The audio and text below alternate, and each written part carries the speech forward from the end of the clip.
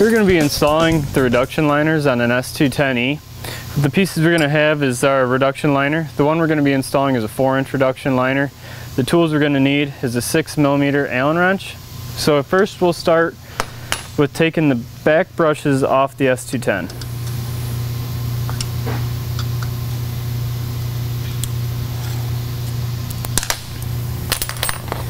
Alright, next the reduction liner will slip up into the blaster housing, like so, and we'll slide it up into place.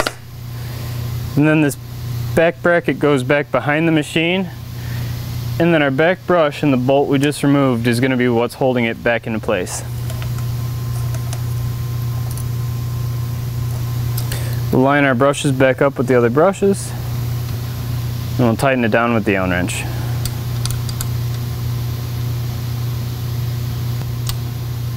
Just like that. So now with this installed, we've reduced our blast path from 8 inches down to 4.